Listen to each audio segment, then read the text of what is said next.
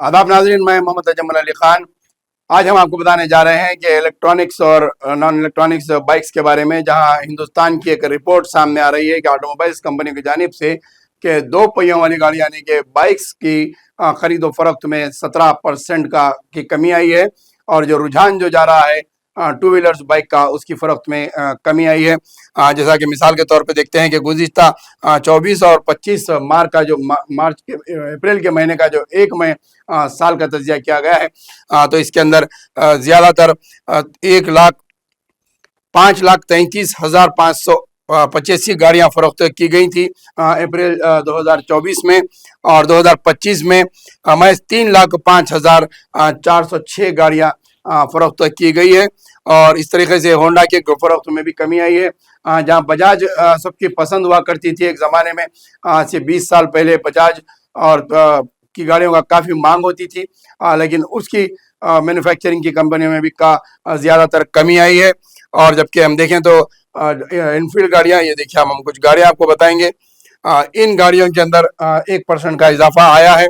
जिस तरीके से ये रॉयल इनफील्ड हैं और ये दूसरे जो बाइक्स हैं, ये गाड़ियों के अंदर इस तरीके के रॉयल इनफील्ड गाड़ियों में फीसद का इजाफा नजर आया है। तो लेकिन दूसरी जानिब हम जाके देखेंगे तो इलेक्ट्रॉनिक गाड़ियों के अंदर 45% का इजाफा नजर आया है। आवाम का रुझान जो है ज्यादातर इलेक्ट्रॉनिक गाड़ियों की तरफ जा रहा है। तो इसके अलावा दूसरे अगर हम देखें, ये एक्टिवा गाड़ियां हैं। ये जो है ज्यादातर ज़ईफ उम्र के लोग और जो है गर्ल्स यानी कि ख़वातीन वगैरह के लिए ये गाड़ियां मुफीद साबित हो रही है, लेकिन इनकी फरोख्त में भी कमी आई है। और इसके अलावा दीगर गाड़ियां अगर हम देखें, मजमूई तौर पर देखा यह गया है कि टू व्हीलर बाइक्स की जो पेट्रोल से चलाई जाने वाली गाड़ियों में कमी आई है, और इलेक्ट्रॉनिक गाड़ियों की तरफ आवाम का रुझान ज़्यादा जा रहा है।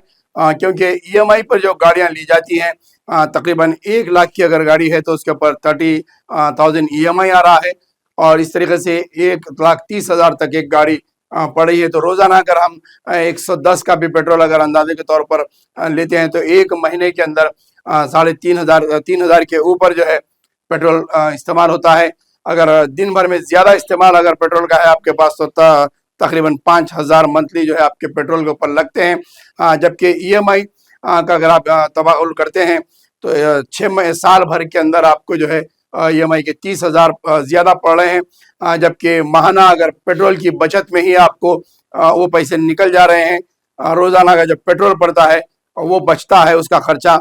और इस लिहाज से इलेक्ट्रॉनिक गाड़ियों की तरफ आवाम का रुझान ज़्यादा बढ़ रहा है, क्योंकि इलेक्ट्रॉनिक रिचार्ज करने के बाद आप तकरीबन 80 किलोमीटर से 100 किलोमीटर तक आप इलेक्ट्रॉनिक गाड़ी पर फिर सकते हैं, और दिन भर के आपके 110 रुपये पेट्रोल की बचत होती है, जो आपको EMI की अदाई में जाती है। इस रुझान को देखते हुए इलेक्ट्रॉनिक गाड़ियों की तरफ आवाम का रुझान बढ़ते जा रहा है, और मैन्युफैक्चरर्स कंपनी की जानिब से कई एक मराहत और कई एक जो है फैसिलिटीज़ प्रोवाइड करने की कोशिश की जा रही है।